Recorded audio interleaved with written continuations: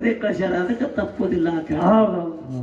ಅದಕ್ಕೆ ಹೇಳ್ಯಾರವರು, ಉಳ್ಳವರು ಶಿವಾಲಯ ಕಟ್ಟುವರೆಯ, ನಾನೇನು ಮಾಡಲಿ ಕಡು ಬಡವನೆಯ, ನನ್ನ ಕಾಲವೇ ಕಮ್ಮು ದೇವೇ ದೇಗಿಲು ಶಿರವೇ ಹೊನ್ನಿನ ಕಳಸವಯ್ಯ, ಕೂಡಲ ಸಂಗಮ ದೇವ ಕೂಡಲ ಸಂಗಮ ದೇವ ಅಂತ ಹೇಳ್ಯಾರ. ಹೌದೌದು. ಇವತ್ತಿನ ದಿವಸ ಎರಡೂ ಸತ್ಯ ಸಿದ್ಧರ ಶಿವ ಬಹಳ ಉತ್ತಮ ರೀತಿಯಿಂದ ನಡೆದ. ಮಂದಿ ಗೊತ್ತಿಲ್ಲ ಸರ್, ಎಲ್ಲ ಎದ್ದು ಹೋಗ್ಯದ್ರಿ. ಮಂದಿ ಯಾಕೆ ಎದ್ದು ಹೋಗ್ಯದಪ್ಪ ಅಂತಂದ್ರ, ಯಾಕ್ರಿ ಸರ ಅಂದ್ರ ಅವ್ರಿಗೆ ಏನಾಗಿ ಬಿಟ್ಟದ, ಕಂಬಳಿ ಮತ್ತು ಭಂಡಾರ ವಿಷಯನ್ನ ಬ್ಯಾಡ್ರಿ, ಬರೀ ಜನಪದ ಬೇಕಾಗಿದ್ದವ್ರಿಗೆ. ಏನಾಗಿ ಒಬ್ಬರು ಬಂದು ಹೇಳಿದ್ರು ನಮಗೆ, ಹಿರಿಯ ಮನುಷ್ಯರು ಏನ್ ಹೇಳ್ತಾರೆ ಮಾತ, ಇನ್ನು ಸ್ವಲ್ಪರ ಒಂದ್ ಜರ ಸವಾಲು ಮಾತಾಡ್ರಿ, ಸವಾಲು ಹಾಡ್ರಿ ಅಂತ ಹೇಳಿದ್ರು ಅವ್ರು. ಹೌದಲ್ರಿ? ಸವಾಲು ಜವಾಬೆ ಬರಂದು ಅವರು ಹಂಗೆ ಹಾಡ್ತಾರ, ನೀವು ಹಂಗೆ ಹಾಡ್ತೀರಿ, ಜಾನಪದ ಹಾಡಲ್ರಿ, ಯಾನು ಹಾಡಲ್ರಿ ಅಂತೇಳಿ ಹೇಳಿದ್ರು ಬಂದು. ಅದೆಲ್ಲ ಹಾಡಕ್ ಬರ್ತಿತ್ತು ಕರೆ, ಹೆಣ್ಣಗಣ್ಣಲ್ರಿ ಮತ್ತು ಶಿಸ್ತು ಕಮಿಟಿ ಮಾಡ್ಯಾರ, ಜಾನಪದ ಹಾಡು ಬರ್ತದ. ಈ ಡೊಳ್ಳಿನ ಹಾಡ್ಕಿ ಒಳಗ ಒಂದು ನಿಯಮ ತೆಗದಾರ. ಏನಂತ್ರಿ ಸರ? ಏನ ನಿಯಮ ತೆಗದಾರ, ಈ ನಿಮ್ಮಂತ ಹಿರಿಯರು ಬಂದು ಡೊಳ್ಳಿನ ಹಾಡ್ಕರಿಗೊಂದು ಹಾದಿ ತೋರಿಸಿಕೊಟ್ಟಾರ. ಹೌದು, ನಮ್ಮ ಹಿಂದಿನ ಹಿರಿಯರ ಹಿಂಗ್ ಹಾಡ್ತಿದ್ರು, ನೀವು ಬಂದು ಹಾಡ್ಕಿ ಕೆಡ್ಸತ್ತೀರ ಅಂದ್ರ ಅವ್ರ ಮೊದಲ. ಇದು ಜಾನಪದಗಳನ್ನ ಹಾಡುತ್ತಾ ಹಾಡುತ್ತಾ ಡೊಳ್ಳಿನ ಹಾಡ್ಕಿ ಯಾವಾರ ಕೆಡಾಕತ್ಯಾವ ಎಲ್ಲ. ಇನ್ ಮ್ಯಾಲ ಡೊಳ್ಳಿನ ಹಾಡ್ಕಿ ಹಾಡೋರು ಒಟ್ಟೆ ಜಾನಪದ ಹಾಡೋದಿಲ್ಲ, ಅಶ್ಲೀಲ ಪದಗಳು ಹಾಡೋದಿಲ್ಲ, ಕೆಟ್ಟ ಶಬ್ದಗಳನ್ನು ಇದ್ರೊಳಗೆ ಮಾತಾಡೋದಿಲ್ಲ.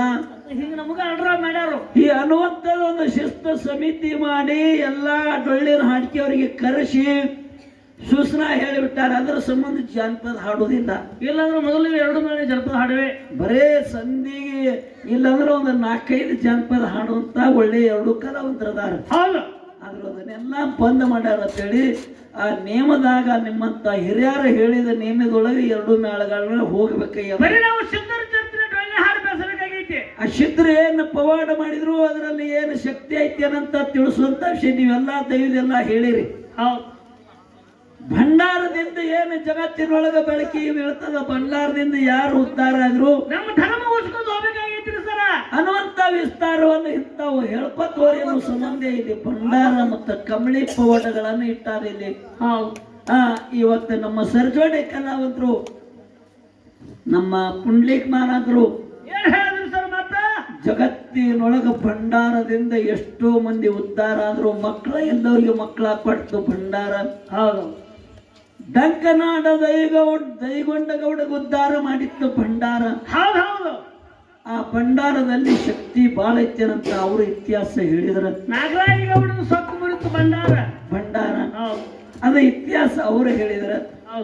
ನಾವೇನಪ್ಪಾ ಅಂತಂದ್ರೆ ಜಗತ್ತಿನೊಳಗ ಕಂಬಳಿನೇ ಎಲ್ಲಿ ಹೊಡ್ತು, ಕಮಳಿಂದ ಹೆಂಗ್ ಕೌಲಾದವು, ಕಮಳಿಂದ ಹೆಂಗ್ ಮಳಿ ಬತ್ತು, ಹೆಂಗ ಕಂಬಳಿ ಕೈಲಾಸದಾಗ ಹುಟ್ಟಿ ಮತ್ತೆ ಲೋಕಕ್ಕೆ ಬರ್ತ, ಇನ್ಕಾರ ಸನ್ನಿದಾಗ ಬರೇ ಕಂಬಳಿ ಕೈಲಾಸದಾಗ ಹುಡ್ತು.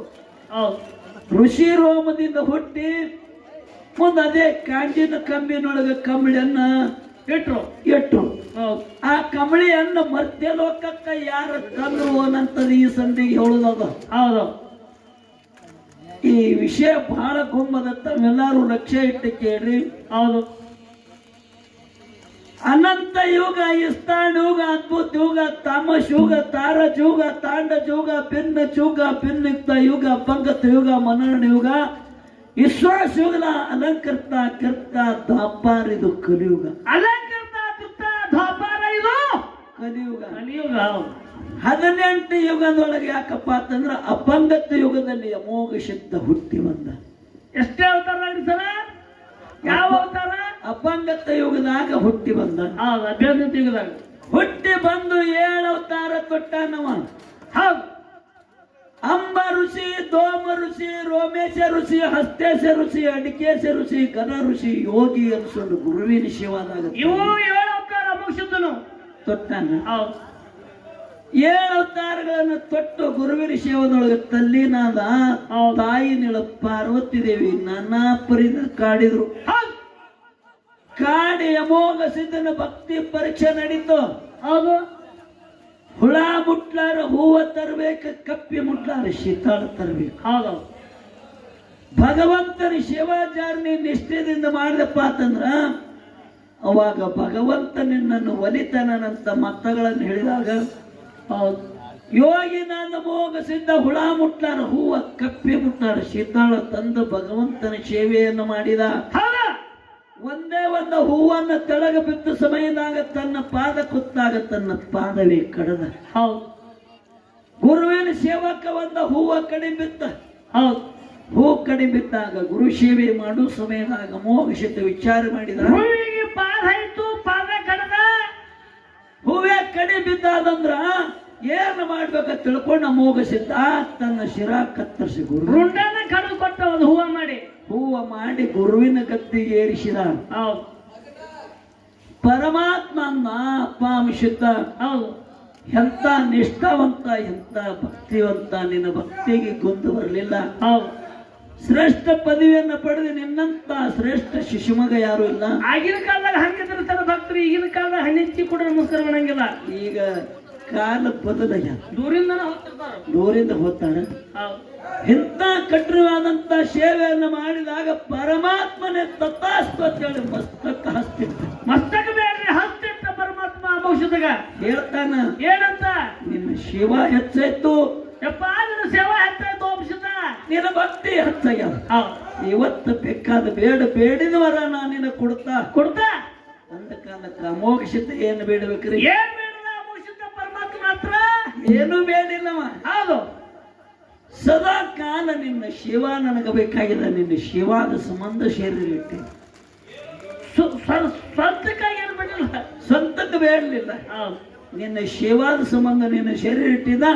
ನೀವೊಬ್ಬನೇ ನನಗೆ ಬೇಕಾಗ್ಯದ ನಾವು ಅಮೋಘ ಸಿದ್ಧ. ಅವಾಗ ಪರಮಾತ್ಮ ಆಶೀರ್ವಾದ ಮಾಡ್ತಾನೆ. ಹೌದು. ಅಪ್ಪ ಸಿದ್ಧ, ನೀ ಮರ್ತ್ಯ ಲೋಕಕ್ಕ ಹೋಗ್ಬೇಕಾಗ್ಯದ. ಮಾನವ ಕುಲರ ಉದ್ಧಾರ ಮಾಡ್ಬೇಕಾಗ್ಯದ. ಮರ್ತ್ಯ ಲೋಕದಾಗ ಅನ್ಯಾಯ ಆಧಾರ ತುಂಬ ತೊಳಪಾಕತ್ತೈತಿ. ಜಗತ್ತೇ ಒಂದು ಕೆಡಾಕತ್ತದ. ಧರ್ಮ ಅನ್ನೋದು ನಾಶ ಆಗಾಕತ್ತದ. ಧರ್ಮ ಕಾಪಾಡು ಸಂಬಂಧ ನೀ ಮರ್ತ್ಯ ಲೋಕಕ್ಕ ಹೋಗಬೇಕು. ಬೇಕಾದ ವರವನ್ನ ಬೇಡು ಅಂದ ಕಾಲಕ್ಕ ಪರಮಾತ್ಮನೇ ಆಶೀರ್ವಾದ ಮಾಡಿ ಕೊಡ್ತಾನೆ. ಹೌದು. ಹೋಮದ ಕಂಬಳಿ ನೇಮದ ಬೆತ್ತ ಪ್ರಸಾದ ಗಂಟ ಪಲ್ಲಕ್ಕಿ ಪದವಿ ನಲ್ಲಕ್ಕಿ ಬಾನ ಮಳಕಿಯಲ್ಲಿ ಬೆಳಕಿಯಲ್ಲಿ ಮುಂದೆ ನಂದಿ ಹಿಂದೆ ತಂದೆ ಇಷ್ಟೆಲ್ಲ ವರಗಳನ್ನು ಪಡ್ಕೊಂಡ ಪರಮಾತ್ಮ ಕೊನೆಗೆ ಅಮೋಘ ಸಿದ್ಧ ಹೇಳಿದ. ಏನಂತ ಹೇಳಿದ ಸರ್ ಮಾತ? ಭಗವಂತ ನೀ ಬೇಕಾದ ಕೊಟ್ಟಿದ ಕರೆ, ನಾ ಬೇಡುವ ವಸ್ತು ನನಗೆ ಬೇಕಾಗ್ಯದ. ನೀ ಬೇಕಾದ ಕೊಟ್ಟಿದ ಕರೆ, ನಾ ಬೇಡುವ ವಸ್ತು ನನಗೆ ಬೇಕಾಗ್ಯದ. ಏನು ಬೇಕಾಗ್ಯದ ಅಮೋಘ ಸಿದ್ಧಂದ. ಅವಾಗ ಅಮೋಘ ಸಿದ್ಧ ಹೇಳ್ತಾನ, ನನಗ ಮತ್ತೆ ಲೋಕಕ್ಕೆ ಹೋಗಲಕ್ಕ ಅಪ್ಪಣೆ ಕೊಟ್ಟಿದ್ ನೋಡು. ನೀ ನನ್ನ ಜೊತೆಯಲ್ಲೇ ಬರ್ಬೇಕು, ನಿನ್ನ ಶಿವನ ಮಾಡ್ಬೇಕಾಗ್ಯದ. ಬರ್ಬೇಕಂದ ಕಾಲಕ್ಕೆ ಗುರು ಹೇಳಿದ ಒಂದು ಮಾತು. ಮತ್ತೆ ಲೋಕದಾಗ ಎಲ್ಲಿ ನಿನ್ನ ಕೀರ್ತಿ ಬೆಳಿತದ, ಸಿದ್ಧಟ್ಟಿಗೆ ಬೆಳಿತದ, ತಿರುಗಿ ನೋಡಬೇಡ. ಮತ್ತೆ ಲೋಕ ಮೂರೂರು ಮುಂಗಡಿ ಮುಮ್ಮೆಟ್ಟ ತೌರ ರಿಕ್ಕೇರಿ ಜಾಲಗೇರಿ ಸಿದ್ದಾಪುರ ಬ್ರಹ್ಮ ಇಷ್ಟು ಮೈಸೂರು ಬರ್ತಾ ಅದೇ ಸ್ಥಾನಕ್ಕೆ ಬಂದು ಯೋಗಿನಾಥ ಅಮೋಘ ಸಿದ್ಧ ಕಲ್ಲ ಗದ್ದಿಗೆಯನ್ನು ಮಾಡಿ ಮುಳ್ಳಿನ ಹಾಸಿಗೆ ಮೇಲೆ ಅದೇ ಕಂಬಳಿಯನ್ನ ಅಂತರ ಡೇರಿಯನ್ನ ಹೊಡೆದ. 12 ವರ್ಷ ಕಂಬಳಿ ಅಂತರ್ಲೆ ನಿತ್ತಾದ. ವಿಚಾರ ಮಾಡ್ರಿ, ಕಂಬಳಿಯಲ್ಲಿ ಎಂತ ಶಕ್ತಿ ಇರಬೇಕು. ಅಮೋಘ ಸಿದ್ಧ ಭಕ್ತಿ ಮಾಡಿದ್ರೆ 12 ವರ್ಷ ಕಂಬಳಿ ಅಂತರ್ಲೆ ನಿತ್ತು. ಅವಾಗ ಗುರುನು ಬರ್ಬೇಕಾಗ್ಯದಲ್ಲ ಮರ್ತ್ಯ ಲೋಕಕ್ಕೆ. ಶಿಷ್ಯಾಗ ಮಾತು ಕೊಟ್ಟಾನ, ಬರ್ತೀನಿ ನಡಿ ಮರ್ತ್ಯ ಲೋಕಕ್ಕೆ. ನಾನು ಕರೆ ತಿರುಗಿ ನೋಡ್ಬೇಡ, ನಿನ್ನ ಜಾಗ ಎಲ್ಲದ ಅಲ್ಲೇ ಹೋಗಿ ನೋಡು. ಮುಂದೆ ನಡಿ, ಹಿಂದೆ ಇರ್ತೀನಿ, ಹಿಂದೆ ನಡಿ ಅಂತ ಅಂದ ಕಾಲಕ್ಕೆ ಗುರು ಬರ್ತಾನೆ. ಎಲ್ಲಿ? ಮೊದಲ ಕೈಲಾಸದಾಗ ಅಮೋಘ ಸಿದ್ಧ ವಚನ ಕೊಟ್ಟಾನ. ಯಾರಿಗೆ? ಬಾಳ್ಕಾವತಿಗೆ ವಚನ ಕೊಟ್ಟಾನ. ಏನು ಕೊಟ್ಟಾನ? ಏನಂತ? ಮುಂದೊಂದ ಕಾಲದಾಗ ಗುರು ಸೇವೆಯನ್ನು ಮುಗಿಸಿ ಮರ್ತ್ಯ ಲೋಕಕ್ಕೆ ಬರ್ತಾನ. ಬಂದ ಸಮಯದಾಗ ನಿನ್ನ ಮನೆಗೆ ಬರ್ತಾ, ನೀ ನಾಗರಾಯಿಗೊಂಡು ಹೊಟ್ಟಿಲಿ, ನೀ ಪದ್ಮಾವತಿ ಆಗಿ ಹುಟ್ಟಿ ಬಾಲಿ. ನನ್ನನ್ನ ಗುರುತಿಡಿದ ನಿನಗೆ ಎಡ ಕುಣಿಸೋ ಲಗ್ನ ಆಗ್ತಾ. ಗುರುತಿಡಿಲಿಕ್ಕಂದ್ರೆ ಬೆಕ್ಕಿನ ಜೊತೆಲೆ ಆಗ್ತೇವೆ ವಚನ ಕೊಟ್ಟ. ಅಮೋಘ ಭಕ್ತಿ ಕಾರಣ ವಚನ ಕೊಟ್ಟಾನಪ್ಪ ಅಂತಂದ್ರ ಆ ನಾಗರಾಯಗೌಡನ ಮನೆಗೆ ಮೋಗಿಸಿದ್ದ ಹೋತಾನ. ನಾಗರಾಯಗೌಡನ ಕುಲ ಉದ್ಧಾರ ಮಾಡ್ಬೇಕಿದೆ ಅಲ್ಲಿ ಪದ್ಮಾವತಿಯಾಗಿ ಹುಟ್ಟಿ ಬರ್ತಾರ ತಿಳ್ಕೊಂಡ. ಹೌದು. ಅದೇ ಗುರು ಸೋಮನಂಗಿಯಲ್ಲಿ ಶಿವಪುರ ಹಟ್ಟಿ, ಸುರ್ಪುರ ಹಟ್ಟಿ, ಚುಟ್ಯಾನ ಹಟ್ಟಿ, ಬೆಲವರ ಹಟ್ಟಿ, ದೇಸಾಯಿ ಹಟ್ಟಿ, ನಡ ಹಟ್ಟಿ ನಾಗರಾಯಗೌಡನ ಊರು. ಹೌದು. ಅದೇ ಸ್ಥಾನಕ್ಕೆ ಬಂದು ಗುರು ಸೋಮಲಿಂಗ ಯಾಕಪ್ಪ ಅಂತಂದ್ರ ನಾಗರಾಯಗೌಡ ಗೊಬ್ಬರ ಟಿಕ್ಕಿ ಒಳಗ ಸೋಮಲಿಂಗನ ರೂಪವನ್ನ ತೊಟ್ಟ. ಹೌದು. ಆ ನಾಗರಾಯಗೌಡನ ಕುಲವನ್ನು ಉದ್ಧಾರ ಮಾಡಿದ. ಹೌದು. ಆ ನರುಟ್ಟಿ ನಾಗರಾಯಗೌಡಗೆ ಶರ್ಮಂತಿಗೆಯನ್ನು ಕೊಟ್ಟ. ಹೌದು. ಶರ್ಮಂತಿ ಕೊಡ್ಬೇಕಾದ್ರೆ ಸುಮ್ಮ ಕೊಟ್ಟಿಲ್ಲ. ಹೌದು. ಆ ಗುರು ಸೋಮಲಿಂಗವನ್ನ ಆ ಕೊಬ್ಬರ ಡಿಗ್ಗಿ ಒಳಗೆ ಇಳಿದ ಸಮಯದಾಗ ಅವನಿಗೆ ಏನಪ್ಪಾ ಅಂತಂದ್ರೆ ಅದೇ ಕೊಬ್ಬರ ಡಿಗ್ಗಿ ಅಲ್ಲ, ಮುತ್ತು ರತ್ನ ಐತಿ. ಹೌದು. ಅದೇ ಮುತ್ತು ರತ್ನಗಳನ್ನ ಮಾರಿ ನಾಗರಾಯಗೌಡ ಶರ್ಮಂತಿಗೆ ಬತ್ತು. ಹೌದು. ಏಳೂರಿನ ಗೌಡಿಗೆ ಬತ್ತು. ಹೌದು. ಮನುಷ್ಯನಿಗೆ ನೋಡ್ರಿ ರೊಕ್ಕ ಜರ ಬತ್ತು ಅಪ್ಪ ಅಂತಂದ್ರ ಹೌದು. ಯಾರಿಗೇನೆ ನಮ್ಮ ನಿಮ್ಗ ಅಲ್ಲಿ ಮನುಷ್ಯನಿಗೆ ರೊಕ್ಕ ಬತ್ತಪ್ಪ ಅಂತಂದ್ರೆ ಸೊಕ್ಕ ಬರ್ತದ. ಹೌದು. ಸೊಕ್ಕ ಬತ್ತಂದ್ರೆ ಅದೊಮ್ಮೆ ಖುಲ್ಲ ಆತಂತೇಳಿ ನಮ್ಮ ಮನುಷ್ಯಗೆ ತಿಳ್ಕೊಬೇಕು. ಹೌದು.